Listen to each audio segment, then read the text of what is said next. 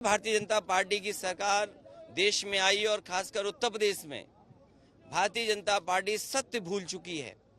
वो सत्य के रास्ते पर नहीं है और अहिंसा का रास्ता बुलडोजर ने ले लिया। गांधी के देश में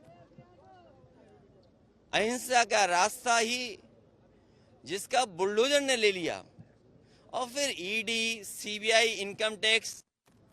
और गुजरात में अगर ये बात हम पूछें, गुजरात के लोग तो मैं जानता हूं और खासकर उद्योगपति यहाँ के कई बार मुझे मिले हैं। वो कहते हैं कि अगर इनकम टैक्स का छापा उन पे ना पड़े तो उन्हें बड़ा बुरा लगता है। तो गुजरात के लोग तो इस बात को जानते हैं।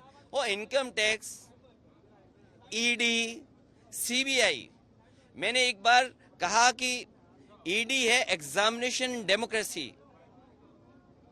आपको इस परीक्षा से गुजरना ही होगा।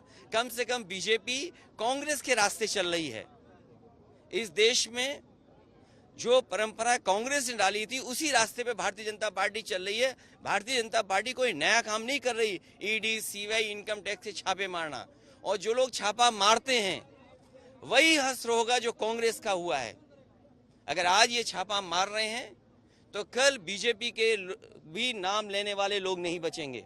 लेकिन तेजस्वी यादव को जिस तरीके से आज सीबीआई ने समन्स दिया है, उसको लेकर क्या कहेंगे? देखिए, सीबीआई, ईडी, इनकम टैक्स, ये सब सरकार के इशारे पे काम करते हैं। इसीलिए मैंने कहा, आप तो सीनियर जर्नलिस्ट हैं, पत्रकार हैं, ये बीजेपी कांग्रेस के रास्ते है। कांग्रेस ने भी देश के बहुत सारे नेताओं पे ईडी, सीबीआई, इनकम टैक्स समय समय पे मारे हैं।